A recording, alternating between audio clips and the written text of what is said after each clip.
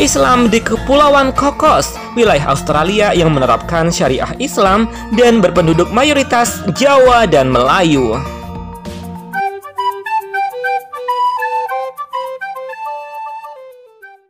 Bismillah, assalamualaikum guys, ketemu lagi dengan channel Cah Solo.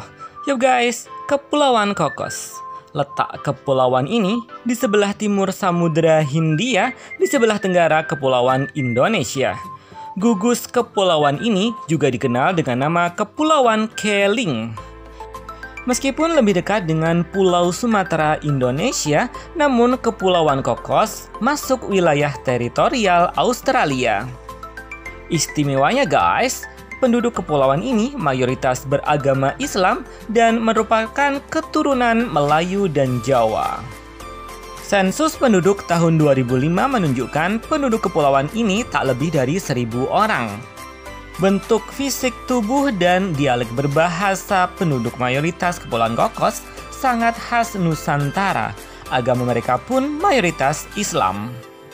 Sebelum lanjut, jangan lupa bantu channel kami dengan klik subscribe dan tombol notifikasinya ya guys. Terima kasih. Bagaimana ceritanya kepulauan ini menjadi sangat khas Melayu Nusantara guys? Yap, sejarahnya di masa pemerintahan kolonial Belanda, banyak penduduk yang dijadikan budak atau dijadikan tenaga kerja dan dibawa ke tempat lain. Begitu pula dengan Kapten John Clunies Ross asal Skotlandia yang pada tahun 1814 mengarungi lautan dengan membawa sejumlah tenaga kerja yang berasal dari Jawa, Melayu, Kalimantan, dan pulau-pulau lain di Nusantara, sampai akhirnya perjalanan para pelaut itu berhenti di Kepulauan Cocos ini. Kapten John Clunies Ross akhirnya memutuskan untuk berhenti dan membangun kehidupan di Kepulauan Cocos ini. Di tengah kehidupan yang baru, rupanya banyak tenaga kerja tadi yang masih membawa kebiasaan dan budaya mereka dari Kepulauan Nusantara. Misalnya, sebagai sarana hiburan, mereka membuat hiburan wayang kulit dari bahan kulit ikan hiu dan ikan pari. Peninggalan semacam ini masih bisa kita lihat di museum di Kepulauan Cocos. Kepulauan Cocos atau Keling guys mempunyai dua pulau besar, yakni Pulau Home Cocos atau Pulau Salma dan West Islands atau Pulau Barat. Keturunan Jawa dan Melayu umumnya bermukim di Pulau Salma atau Home Cocos, sedangkan West Island banyak dihuni oleh orang-orang kulit putih. Jumlah penduduk Kepulauan Cocos yang tak lebih dari 1.000 jiwa ini berpusat di Pulau Salma atau Home Island.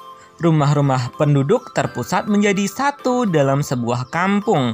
Di sana pula terdapat makam para leluhur yang sangat dihormati oleh masyarakat setempat. Menjelang bulan Ramadan atau saat Idul Fitri, makam tersebut akan ramai diziarahi oleh masyarakat setempat yang tak lain adalah keturunan mereka. Tradisi ini tentu saja mengingatkan kita pada kebiasaan orang-orang Nusantara berziarah kubur menjelang hari raya. Dalam hal busana guys, orang-orang keturunan Jawa berasimilasi dengan orang-orang keturunan Melayu hingga pakaian adat mereka lebih mirip dengan baju Melayu. Pakaian itu sebenarnya tidak jauh berbeda dengan pakaian daerah dari Melayu Kalimantan Timur. Bahasa Melayu serta bahasa Inggris menjadi bahasa masyarakat setempat sehari-hari. Namun bahasa Melayu di sini tidak sama persis dengan bahasa Melayu di Indonesia dan Malaysia karena terpengaruh juga oleh bahasa Skotlandia dan bahasa Jawa. Karena letak Kepulauan Cocos yang lebih dekat dengan Indonesia daripada Australia, maka saluran TV yang mereka tonton sama seperti di Indonesia. Mereka tahu berbagai acara dan artis-artis Indonesia dari program-program televisi ini. Dalam hal tradisi budaya, mereka sangat mirip dengan orang-orang di Nusantara. Saat pesta, mereka mempunyai kebiasaan menari poco-poco asal Sulawesi. Mereka juga mempunyai kain batik yang hanya digunakan saat acara pernikahan. Batik tersebut merupakan peninggalan nenek moyang dan terus dilestarikan. Hanya saja sekarang mereka kesulitan untuk membuat batik sendiri karena ketiadaan ahli dan peralatan. Dalam seni bina atau bangunan, kebiasaan dan model rumah penduduk setempat juga masih sama dengan model rumah penduduk di Jawa yang menempatkan dapur di bagian belakang maupun di luar rumah. Dalam memasak, layaknya perempuan Jawa, mereka juga menggunakan berbagai varian bumbu. Dan bahkan kebiasaan membuat kerupuk karak atau kerupuk yang berbahan dari sisa-sisa nasi yang khas Jawa bisa ditemukan di Kepulauan Kokos ini dan lestari hingga sekarang. Unik ya guys. Kepulauan Kokos guys juga memiliki acara unik saat Idul Fitri. Ketika Idul Fitri, penduduk akan mengadakan pesta dan perayaan selama sekitar 2 minggu. Setiap malam digelar pesta bagi para penduduk mulai dari pesta makan, pentas seni, lomba, dan berbagai acara lainnya. Mirip seperti perayaan 17-an di Indonesia ya guys. Dan sebagai penutup, digelar pesta kembang api yang dinyalakan di ujung pulau sehingga semua orang dapat menikmatinya. Dan guys, yang menjadi landasan kehidupan masyarakat Melayu Kokos adalah kepatuhan dan ketaatan pada ajaran agama Islam. Saat ini, sekitar 80% warga Kepulauan Kokos adalah Muslim Sunni. Mayoritas Muslim ini menetap di Pulau Salma atau Home Island. Selain dikenal taat pada ajaran Islam, mereka juga dikenal pula dengan sikap mereka yang sangat ramah dan santun. Lantaran mayoritas beragama Islam, hal kebersihan menjadi sesuatu yang sangat penting bagi masyarakat di Kepulauan Kokos ini. Dalam hal pergaulan, sukar ditemukan pergaulan ala barat di sini.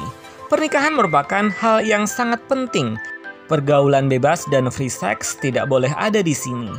Penduduk pun harus mengenakan busana yang sopan, yakni menutup bagian pundak hingga lutut. Orang-orang juga harus melepas alas kaki saat akan memasuki rumah dan masjid. Saat makan, memberi dan menerima sesuatu, itu tidak boleh menggunakan dengan tangan kiri karena dianggap tidak sopan.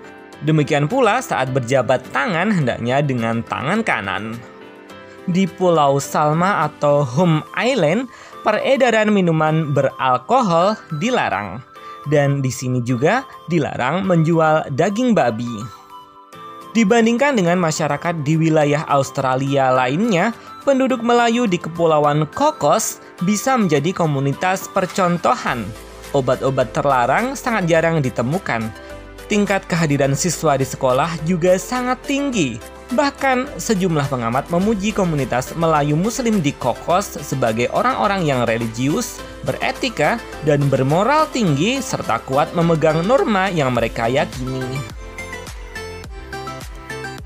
Pada tahun 1950-an, pemerintah Inggris yang memerintah Australia membawa sebagian orang keturunan Melayu Kokos untuk pindah dan menetap di wilayah Sabah, Kalimantan yang sekarang menjadi bagian dari Malaysia.